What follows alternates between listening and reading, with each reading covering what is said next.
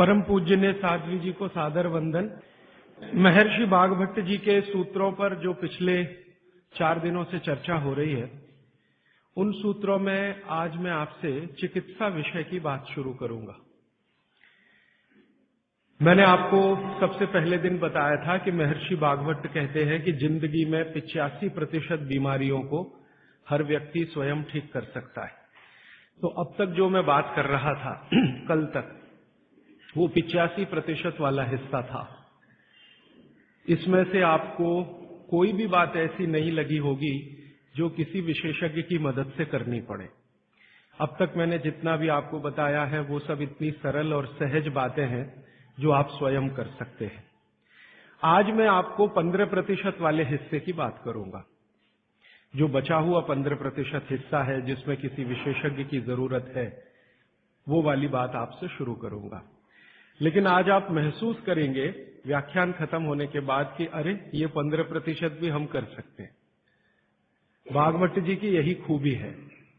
वो ये मानते हैं कि दुनिया का हर व्यक्ति विशेषज्ञ हो सकता है, और वो ये भी एक जगह लिखते हैं कि मैं अकेला बागभट्ट नहीं, मेरे बाद और भी हो सकते हैं। वो ये कहते हैं कि जो व्यक्ति भी अपने शरीर का सूक्ष्म अवलोकन कर सके, ऑब्जर्वेशन, सूक्ष्म माइक्रो लेवल पे, वो सभी विशेषज्ञ हो सकते हैं। तो विशेषज्ञ चिकित्सा के स्तर पर आज मैं उनका एक अध्याय आपके सामने लेता हूं। ऐसे उन्होंने लगभग 40 से ज्यादा अध्याय लिखे हैं, उसमें से एक मैं शुरू करता हूं।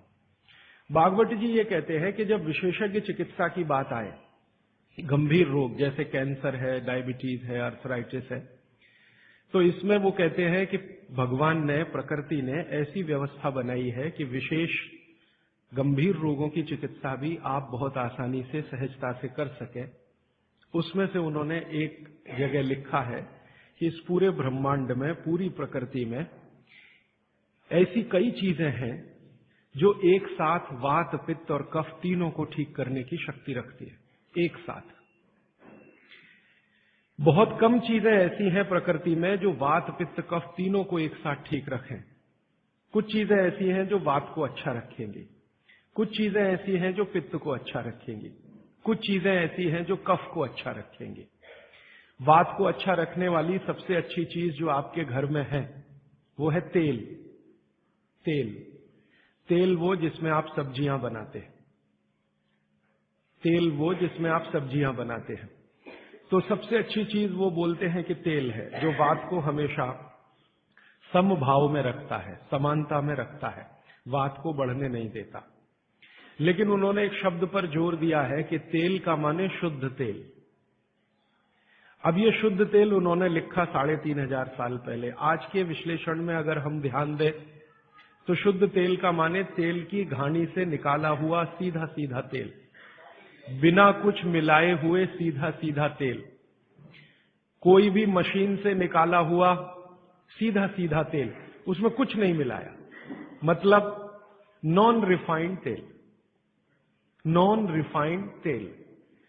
अगर आप तेल खा रहे हैं तो बागभट्ट जी का निवेदन है कि आप तेल शुद्ध खाइए, माने रिफाइंड तेल मत खाइए, डबल रिफाइंड तेल मत खाइए। अब आप कहेंगे जी क्यों नहीं खाएं, डॉक्टर तो यही बोलते हैं कि रिफाइंड खाओ, डबल रिफाइंड खाओ तो आपको हृदय घात नहीं आएगा, वगैरह वगैरह। ये जो रिफाइंड तेल है, मैंने इनको देखा है कैसे रिफाइंड किया जाता है। आप भी देख लें, कभी मौका मिले तो बहुत अच्छा होगा। किसी भी तेल को रिफाइंड करने में 6 से 7 केमिकल इस्तेमाल होते हैं, और डबल रिफाइंड करने में 12 से 13 केमिकल इस्तेमाल होते हैं। वो सब केमिकल मनुष्य के द्वारा बनाए गए हैं प्रयोगशाला में। भगवान का बनाया हुआ एक भी केमिकल तेल को रिफाइंड नहीं कर सकता। भगवान का बनाया हुआ माने प्रकृति का दिया हुआ, जिसको आप अंग्रेजी में कहते हैं ऑर्गेनिक। ऑर्गेनिक एक भी केमिकल नहीं है जो तेल को साफ कर सके, एक भी केमिकल दुनिया में नहीं।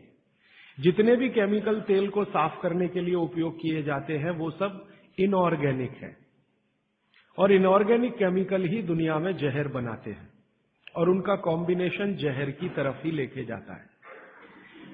आज की दुनिया में मॉडर्निज्म के नाम पर, आधुनिकता के नाम पर जितने इनऑर्गेनिक केमिकल्स जगह जगह इस्तेमाल हो रहे हैं, वो सब आपको धीरे धीरे उस तरफ ले जा रहे हैं जहां आप जहर अपने ही शरीर में पैदा कर दें।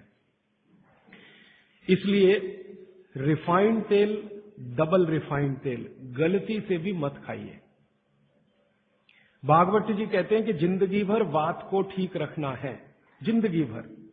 तो वात को ठीक रखने के लिए सबसे सरल चिकित्सा वो बोलते हैं वो तेल का ही है। वो कहते हैं शुद्ध तेल खाइए। शुद्ध तेल माने घानी से निकाला हुआ तेल। अब आपके मन में दो प्रश्न आएंगे तुरंत कि शुद्ध तेल में तो बास बहुत आती है। हाँ, सीधा प्रश्न। दूसरा प्रश्न आएगा जी शुद्ध तेल बहुत चिपचिपा होता है, गाढ़ा होता है, चिपचिपा होता है और बास अलग से आती है। हम लोगों ने जब शुद्ध तेल पर भारत देश के कुछ वैज्ञानिकों की मदद से काम किया, एक तरह से कहे रिसर्च किया, तो पता चला कि तेल का जो चिपचिपापन है वो उसका सबसे महत्वपूर्ण घटक है।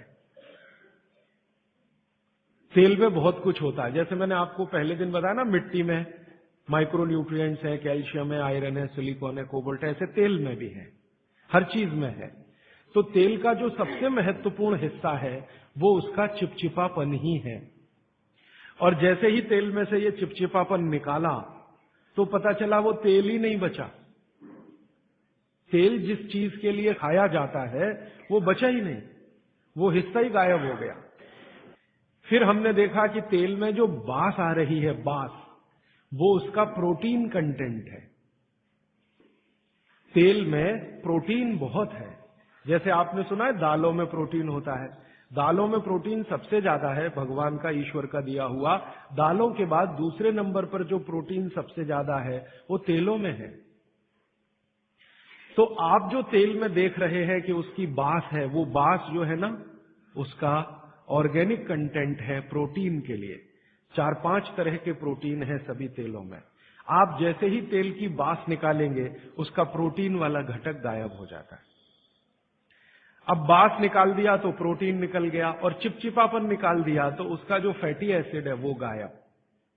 अब ये दोनों ही चीजें गायब हो गई तो तेल नहीं रहा, वो पानी है एक तरह से। इसलिए भागवत जी ने सूत्र लिखा कि जिंदगी भर वात की चिकित्सा अगर आपको करनी पड़ जाए तो बेहतर है कि आप शुद्ध तेल खाएं तो वात की चिकित्सा ही ना करनी पड़े। और मैंने आपको सबसे पहले दिन बताया था कि दुनिया में सबसे ज्यादा रोग वात के ही हैं, सबसे ज्यादा रोग। ये घुटने दुखना से लेकर कमर दुखना, हड्डियों में दर्द, ये वात के तो रोग है ही। सबसे खतरनाक वात का रोग है हार्ट अटैक, हृदयघात। सबसे खतरनाक बात का रोग है पैरालिसिस। सबसे खतरनाक बात का रोग है ब्रेन का डैमेज हो जाना। तो ये खराब से खराब जो रोग आपकी जिंदगी में है, इनमें वात के खत्म हो जाने की या वात के पूरी तरह से बिगड़ जाने की भूमिका सबसे बड़ी है। फिर मैंने देखना शुरू किया कि हिंदुस्तान में ये रिफाइंड तेल कब से आए। आज से 50 साल पहले तो कोई जानता नहीं था कि रिफाइंड तेल क्या होता है। ये पिछले 20-25 वर्षों में आए हैं रिफाइंड तेल।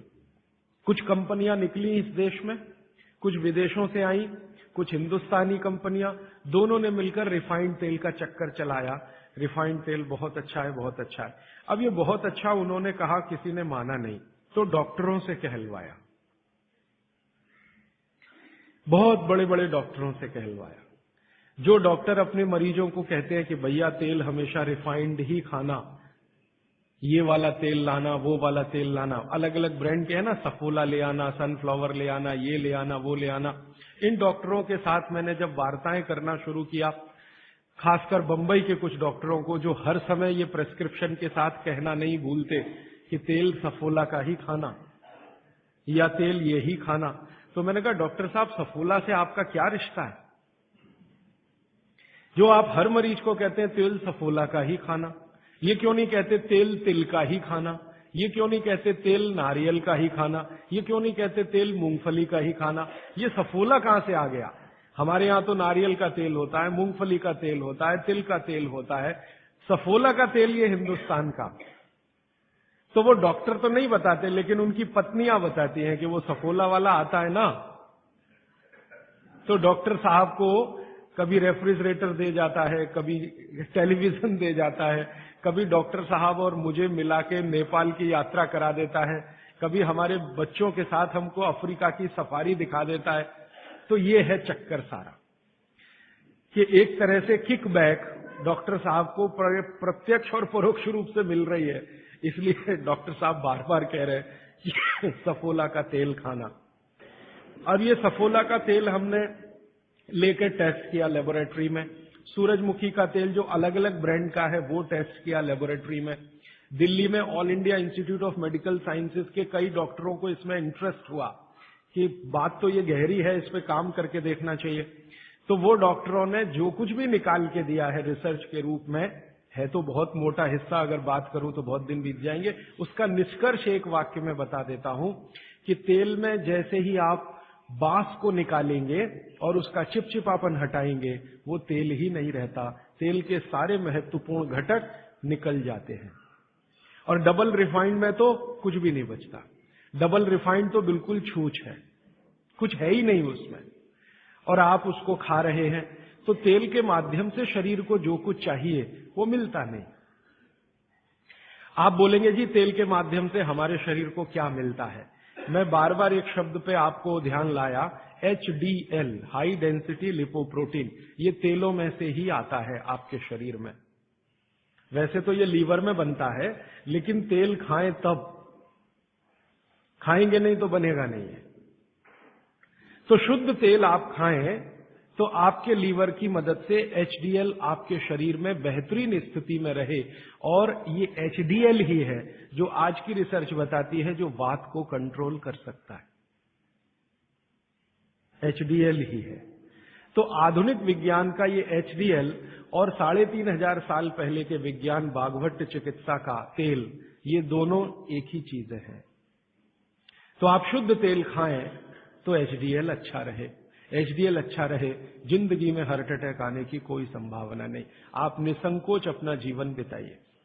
फिर एक और महत्व की बात, हमने हमारे कुछ दोस्त लोग हैं इस अभियान में जुड़े हुए, उनके ऊपर एक्सपेरिमेंट किए। खासकर छत्तीसगढ़ में हमारे कुछ मित्र हैं।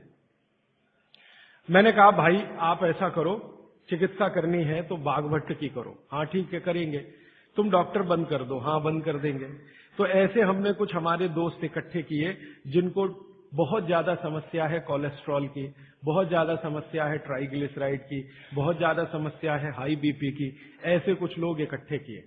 और छत्तीसगढ़ में ये इसलिए किया कि छत्तीसगढ़ भारत में ऐसा एक राज्य है जहां शुद्ध तेल अभी भी मिलता है। गांव गांव में तेल निकालने वाली घानियां हैं, आसानी से तेल उपलब्ध है और आसानी से सरसों भी उपलब्ध है, मूंगफली भी उपलब्ध है। तो वहां करने का ये एक ही प्रयोजन था और ये लगभग हम 3-3.5 साल से कर रहे हैं। अभी भी ये चालू है, हमारा काम बंद नहीं हुआ है। तो वहां हमने जिन जिन लोगों को शुद्ध तेल पर लाया उनका ये बंद करा दिया, रिफाइंड और डबल रिफाइंड, और शुद्ध तेल पर वो आते गए। अभी उनकी स्थिति ये है कि जब हम उनको डॉक्टर को दिखाते हैं और पुरानी रिपोर्ट लेके जाते हैं कि देखो 3 साल पहले इनकी ये रिपोर्ट थी, कोलेस्ट्रॉल इतना, ट्राइग्लिसराइड इतना, ये इतना, तो डॉक्टर कहता है ये रिपोर्ट में तो 8 दिन के ज्यादा जिंदा नहीं रहना चाहिए, हार्ट अटैक आना ही चाहिए और मरना ही चाहिए, लेकिन आप बचे कैसे हैं। तो अब रिपोर्ट ये देख लो। आज की रिपोर्ट उनको दिखाते हैं तो वो कहते हैं कि मिरेकल है, ये मिरेकल कुछ नहीं है, चमत्कार कुछ नहीं, बस एक ही है कि शुद्ध तेल खाया उन्होंने और जो तेल के घटक होते हैं वो भरपूर मात्रा में उनके शरीर को मिले, इसलिए उनके ट्राइग्लिसराइड्स लेवल कम हुए, कोलेस्ट्रॉल लेवल माने VLDL, LDL कोलेस्ट्रॉल लेवल कम हुए, HDL उनका बहुत तेजी से बढ़ा, ब्लड प्रेशर उनका अपने आप कम हुआ, हार्ट अटैक आने की जो कंडीशन बनी हुई थी वो पूरी तरह से खत्म हुई। और अब इतना काम करने के बाद मुझे ये कॉन्फिडेंस हो गया है कि उनमें से 2 हमारे कार्यकर्ता तो ऐसे हैं जिनको हार्ट में भयंकर ब्लॉकेज थे, अभी चेक कराएंगे तो वो ब्लॉकेज भी नहीं मिलेंगे। ये आया रिपोर्ट और बागभट्ट जी का देखकर फिर मैंने देखना शुरू किया। आप भी जरा पुरानी चीजें याद करिए, 20 साल पहले की, 25 साल पहले की। तो हमारे घरों में बहुत सारी चीजों में बहुत बार तेल का उपयोग होता था और तेल के साथ घी का उपयोग तो और भी ज्यादा होता था। तेल और घी एक ही कैटेगरी मान लें आधुनिक विज्ञान के हिसाब से। वैसे आयुर्वेद के हिसाब से दोनों अलग कैटेगरी हैं, लेकिन 1 मिनट के लिए मान लें हम, कितने बार हम घी का उपयोग करते थे घरों में? शीरा बना रहे हैं, हलवा बना रहे हैं, बिना घी के बन नहीं रहा है। दाल में घी खा रहे हैं, रोटियों पे घी खा रहे हैं, सब्जियों में घी खा रहे हैं, और फिर सब्जियां तेल में बना रहे हैं। आप जरा कल्पना तो करिए, कितनी जगह तेल तेल तेल, कितनी जगह घी घी घी। और 40 साल पहले मैंने तो नहीं सुना, पता नहीं आपने सुना, मेरे पिताजी को मैं पूछता हूं कि कितने हार्ट अटैक होते थे, तो मेरे पिताजी कहते अपने परिवार में तो एक भी नहीं हुआ। शायद आप 40 साल पहले के अपने परिवारों को देखें तो आपको भी पता चलेगा किसी को नहीं हुआ। तो जब उतना हम तेल और घी उपयोग कर रहे थे अपने दैनिक जीवन में, हमको हार्ट अटैक नहीं हो रहे थे। ये पिछले 10-12 वर्षों में क्या ऐसा हो गया जो इतने हार्ट अटैक हो रहे हैं? परसों किसी ने मुझे कहा कि 17 साल के एक बच्चे ने हार्ट का ऑपरेशन कराया अभी यहां चेन्नई में, अपोलो में या पता नहीं कहां। अब 17 साल की उम्र में आपको बाईपास करवाना पड़े, एंजियोप्लास्टी करानी पड़े, ये तो दुखद स्थिति है। और ये दुखद स्थिति बहुत दिन समझने के बाद पैदा हुई है रिफाइंड तेलों से, डबल रिफाइंड तेलों से। तो भागवत सूत्र के अनुसार आज मैं आपको विनती करता हूं कि जिंदगी भर वात की बीमारियों से अगर बचना है आपको, तो तेल शुद्ध खाइए, तेल एकदम शुद्ध खाइए। अब आपका तुरंत अगला प्रश्न आएगा, जी चेन्नई में मिलता नहीं, दुनिया में ऐसी कोई चीज नहीं है जो कहीं ना मिले। अर्थशास्त्र ये कहता है कि आप डिमांड खड़ी करो, हर चीज की सप्लाई होती है।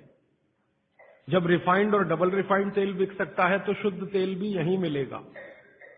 आप जितने लोग यहां बैठे हैं, अगर आप ही आज संकल्प कर लें कि हम तो शुद्ध तेल ही खाएंगे, कल से देखना बहुत सारी यहां ऑयल मिलें लग जाएंगी, तेल निकालने वाली मिलें लग जाएंगी। और अब घानी लगाना बहुत ही आसान है। पहले एक जमाना था जब घानी लगाओ तो खर्चा बहुत होता था। अब तो 20-25 हजार रुपए की छोटी मशीन आती है और उसी मशीन में सब तरह के तेल निकल सकते हैं। अलग अलग मशीन भी लगाने की जरूरत नहीं। आप चाहे तो घानी भी लगा सकते हैं, वो तो 18-20 हजार की ही आती है, बैल से चलने वाली घानी। वो अब महंगी नहीं रह गई है और बहुत आसानी से तेल निकल आता है। तो इसलिए आप तेल शुद्ध की तरफ बढ़ जाइए। और मैं आपको जो रिसर्च कहती है वो कह रहा हूं कि जिस तेल में चिपचिपापन जितना ज्यादा होगा वो आपके लिए उतना ही उपयोगी है। जिस तेल में बास जितनी ज्यादा होगी वो उतनी ही उपयोगी है। सरसों के तेल के बारे में सारे डॉक्टर्स ऑल इंडिया इंस्टीट्यूट के जो रिसर्च कर चुके हैं वो ये कहते हैं, सरसों के तेल का डब्बा मुंह पे लगाओ और जो आंख में से आंसू तुरंत ना निकलें तो समझ लो वो नकली है। उसकी इतनी तेज बास आएगी कि आंख से आंसू निकल ही आएंगे, नाक चलना आपकी शुरू हो ही जाएगी। वो कहते हैं वो उसके शुद्धता की गारंटी है। तो आप इसको अपने जीवन में ध्यान रखें। वात के रोगों को जीवन भर चिकित्सा करनी है तो तेल की मदद से ही सबसे ज्यादा उपयोगी है। और तेल खाने के तरीके आप सब जानते हैं, उन्हें बताने की जरूरत नहीं है कि सब्जी में कितना तेल डालना, दालों में या आपके दूसरे भोजन पकवानों में तेलों का किस तरह से उपयोग करना। मैंने ये देखा हिंदुस्तान में कि हमारे यहां तीज त्योहार होते हैं और हर तीज त्योहार में कुछ खास तरह के व्यंजन और पकवान बनते हैं। मैंने ये देखा है कि कुछ खास तरह के त्योहार में कुछ खास तरह का तेल उपयोग हो रहा है, दूसरे तरह के त्योहारों में दूसरे तरह का तेल उपयोग हो रहा है। उसके पीछे बड़ा साइंस है, बहुत बड़ा साइंस है, बहुत बड़ा विज्ञान है। वो विज्ञान ये है कि जैसे मान लीजिए होली के आसपास के त्योहार, चैत्र के महीने के त्योहार, फागुन और चैत्र के महीने के त्योहार। अब फागुन और चैत्र के महीने के त्योहारों में जो जो पकवान बन रहे हैं, आप उन पर अगर नजर डालें तो वो उस मौसम के हिसाब से बहुत ही अनुकूल है। दिवाली के आसपास के जो तीज त्योहार हैं, नवंबर दिसंबर के या अक्टूबर नवंबर के, उनमें जो पकवान बन रहे हैं वो खास तरह के प्रिपरेशन है, बहुत गहरा विज्ञान है। कभी मौका मिला तो इस पे अलग से ही बात करूंगा कि त्योहारों में पकाए जाने वाले जो व्यंजन हैं वो हमारे शरीर को किस तरह की मदद कर रहे हैं। हमारे वैज्ञानिकों ने, माने महर्षियों ने, ये देखा कि जीवन के दिनों में, माने अगर ठंड के दिन है तो शरीर में क्या प्रकोप ज्यादा है, बरसात के दिन है तो शरीर में क्या प्रकोप ज्यादा है, गर्मी के दिन है तो शरीर में कौन सा प्रकोप ज्यादा, प्रकोप माने वात पित्त कफ, ये तीन ही तरह के। तो उनको संयमित रखने के लिए कौन सी चीजें प्रकृति ने दी हैं, तो व्यंजनों में वही चीजें डाली गई हैं। जैसे अब मैं आपको थोड़ा और स्पष्ट करता हूं, ये बात अमूर्त है लेकिन अब थोड़ी मूर्त करता हूं। सर्दी के दिनों में जितने भी त्योहार आप मनाते हैं या जितने भी त्योहारों में आप अपने जीवन को लगाते हैं, ये सब त्योहारों में आप देखो भोजन ज्यादा से ज्यादा आपके हिसाब से गरिष्ठ होता है। प्रिपरेशन कुछ इस तरह के होते हैं, जैसे आप तिल खा रहे हैं, सर्दी के दिनों में भरपूर तिल खाया जाता है और तिल के तरह तरह के व्यंजन बनाए जाते हैं। अगर आप गुजरात में रहते हैं तो अड़दिया खाया जाता है। अड़दिया दुनिया का इससे अच्छा शायद कोई पकवान ना हो। अड़दिया जिसको कहा जाता है, उड़द की दाल का बनता है अड़दिया। ऐसे ही राजस्थान के कुछ इलाकों में विशेष पकवान है, ऐसे उत्तर प्रदेश के इलाकों में कुछ पकवान है। लेकिन अगर महसूस करें तो ये सब भारी हैं, भारी गुरुत्व है इसमें। बागभट्ट जी ने एक शब्द इस्तेमाल किया, गुरुत्व वाले पदार्थ, माने भारी हैं, आसानी से नहीं पचते, धीरे धीरे पचते। अड़दिया तो आसानी से नहीं पचेगा, तिल की चीजें भी आसानी से नहीं पचने वाली हैं। लेकिन जिन दिनों में हम ये खा रहे हैं उन दिनों में शरीर के लिए यही अच्छा है कि कोई चीज आसानी से ना पचे, धीरे धीरे पचे, देर में पचे। क्यों? अब ये ठंडी के दिन होते हैं तो ठंडी के दिनों में शरीर में पित्त जो है ना थोड़ा कम होता है, पित्त थोड़ा कम होगा, वात ज्यादा बढ़ा हुआ रहेगा और कफ सबसे ज्यादा बढ़ा हुआ रहेगा ठंड के दिनों में।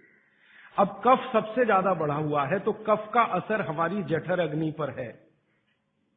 अब कफ का असर जठर अग्नि पर है तो जठर अग्नि भी थोड़ी कम रहती है, थोड़ी, जो गर्मियों के दिनों में वो भड़कती है उतनी नहीं होती। तो अगर आपकी जठर अग्नि कुछ कम है, कफ के प्रभाव में है, तो आप भोजन भी ऐसे खाइए जो तुरंत पचने वाले नहीं है, धीरे धीरे पचने वाले हैं, ताकि जठर अग्नि उसके साथ मेल कर ले अपनी गति का। ऐसे समझ लो जठर की गति कम होती है तो खाया जाने वाला खाना भी कम गति से पचने वाला हो तो बहुत अच्छा है। तो सोच समझकर ये तय किया गया कि सर्दी के दिनों में तिल खाना है, सर्दी के दिनों में मूंगफली खानी है, सर्दी के दिनों में गुड़ खाना है, सर्दी के दिनों में घी सबसे ज्यादा खाया जाता है।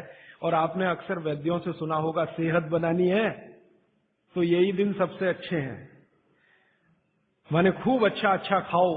और भगवान का दिया हुआ भी इन महीनों में भरपूर होता है। तिल भी इन्हीं महीनों में आते हैं, मूंगफली भी नई इन्हीं महीनों में आती है, चने भी इन महीनों में नए आते हैं। तो अच्छा खाना खाने का समय यही माना जाता है सर्दियों का।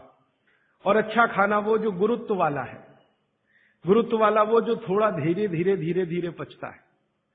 तो कितना बड़ा मेल बिठाकर हमारे लोगों ने हमारे व्यंजनों को त्योहारों के साथ जोड़ा। गर्मी के दिनों में उल्टा होता है, गर्मी के दिनों में आपका पित्त भड़कता है, माने अग्नि तीव्र है, तो आप ऐसा खाना खाओ जो जल्दी हजम हो जाए।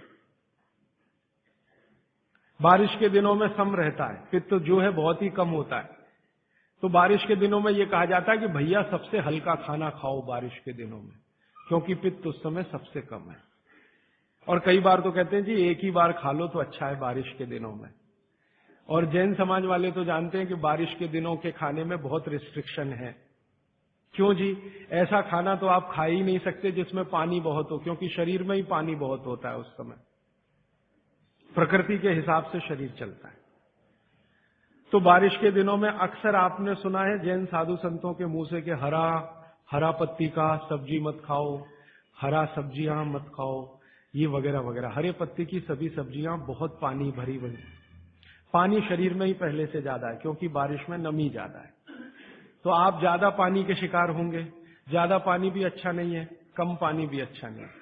तो इसलिए साधु संत जो कहते हैं वो भी कुछ विज्ञान के आधार पर कहते हैं।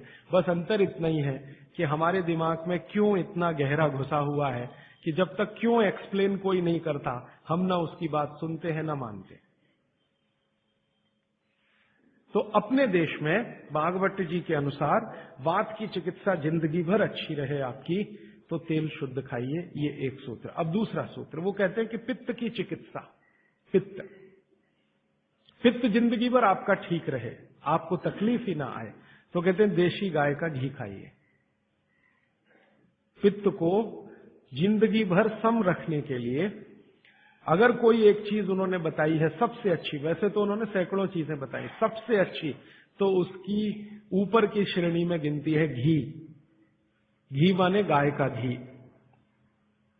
भैंस के घी के लिए उन्होंने बोला है, लेकिन उन्होंने कहा है कि वो एक ही कैटेगरी के लोगों के लिए है जो कुश्ती लड़ते हैं। कुश्ती लड़ते हैं माने पहलवानी करते हैं, दंड बैठक लगाते हैं, पहलवानी करते हैं, वो घुमाते हैं। इनके लिए उन्होंने कहा है कि ये गाय का घी कभी ना खाएं, ये भैंस का ही घी खाएं, क्योंकि होना ही उनको भैंस के जैसा है। आपके लिए नहीं है, आप सदगृहस्थ हैं, ना आपको कुश्ती लड़नी है, ना आपको पहलवानी करनी है, ना आपको दंड बैठक लगानी है, ना आपको रेस जीतनी है, आपको तो जीवन अपना चलाना है ठीक तरीके से। तो आपके लिए है गाय का घी। और पहलवान जो कुश्ती लड़ रहे हैं, अखाड़े में दंड बैठक लगा रहे हैं, मुगदर घुमा रहे हैं, वगैरह वगैरह, इनके लिए है भैंस का घी। भागवत जी कहते हैं कि वो अगर गाय का घी खाएंगे तो बीमार पड़ेंगे, और आपने अगर भैंस का घी खाया तो आप तकलीफ में आएंगे। तो जिंदगी भर पित्त आपका ठीक रहे, पित्त से होने वाली बीमारियां ना हो, तो आप गाय का घी खाते रहिए। और तीसरी बात जो कहते हैं कफ, कफ को जिंदगी भर शांत रखना है, शमित रखना है, सम अवस्था में रखना है। तो सबसे अच्छी चीज जो उन्होंने बताई, वैसे तो सैकड़ों हैं, लेकिन मैं सबसे अच्छी चीज पहले बता रहा हूं। वो कहते हैं नंबर 1 की चीज है कफ को शांत रखने के लिए, वो है गुड़। और ऑब्लिक करके उन्होंने एक चीज बताई है, शहद। तो वो कहते हैं कि जो शहद खा सकते हैं वो शहद खाएं, जो नहीं खा सकते वो गुड़ खाएं।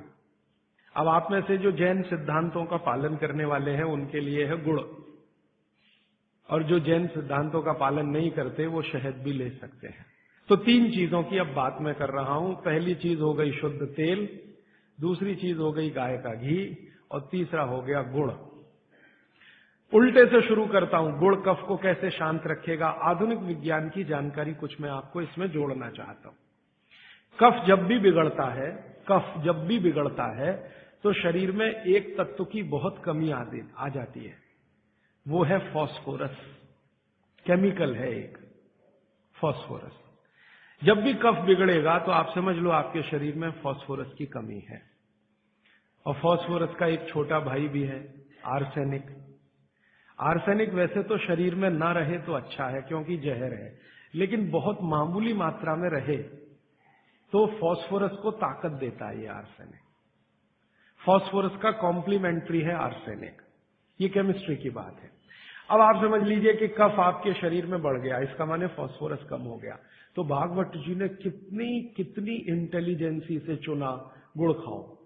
हमने गुड़ को जब टेस्ट किया लेबोरेटरी में तो उसमें सबसे ज्यादा फास्फोरस ही है। गुड़ में सबसे ज्यादा फास्फोरस है। हालांकि उसमें थोड़ा मात्रा में आर्सेनिक भी है, लेकिन फास्फोरस उसमें सबसे ज्यादा मात्रा में है। और गुड़ जो बना है ना, किससे बना है? गन्ने के रस से। तो गन्ने के रस को टेस्ट किया तो पता चला गन्ने के रस में फास्फोरस है, लेकिन गन्ने के रस से ज्यादा गुड़ में है। गन्ने के रस में भी फास्फोरस है, लेकिन उससे ज्यादा गुड़ में है। तो क्या किया हमने? गन्ने के रस को गर्म किया। तो गर्म करने की जो प्रक्रिया है, इसमें फास्फोरस घटा नहीं, बढ़ा। ये पता नहीं क्या अद्भुत विज्ञान है। तो भागवत जी ने ये नहीं कहा कि गन्ने का रस पियो, उन्होंने कहा गुड़ खाओ। गन्ने के रस को भी वो कह सकते थे क्योंकि फास्फोरस उसमें है, लेकिन गन्ने के रस से ज्यादा बेहतरीन स्थिति का फास्फोरस गुड़ में है, जो सबसे जल्दी हजम होता है। ये गुड़ ऐसी अद्भुत चीज है जो 1 दिन के बच्चे को भी खिलाया जा सकता है। 1 दिन के बच्चे को, आज बच्चा पैदा हुआ, आप शाम को उसे गुड़ दे सकते हैं, आज ही दे सकते हैं। हाँ, तो आप जो है एक ऐसी स्थिति में है जहां आपके पास कई चीजें उपलब्ध हैं, उनमें से भागवती जी चुनकर दे रहे हैं कि देखो ये है। अब गुड़ बनाने के पहले एक और चीज बनती है जिसको मराठी में कहते हैं काकवी। तरल गुड़ कहिए उसको, तरल गुड़। राब कहते हैं कई लोग उसको, राब, राजस्थान में राब कहते हैं। वो ये कहते हैं कि गुड़ और राब में आपके पास अगर चॉइस है तो राब खाइए, वो गुड़ से भी ज्यादा अच्छी है। तो राब हमने बनवाई और उसको टेस्ट किया लेबोरेटरी में, तो गुड़ से बेहतरीन स्थिति का फास्फोरस राब में है। तो आपकी जिंदगी का इसको हिस्सा बना लीजिए, हिस्सा कफ की जिंदगी में तकलीफ कभी भी नहीं आए जो आप राब और गुड़ खाएं। ये आपकी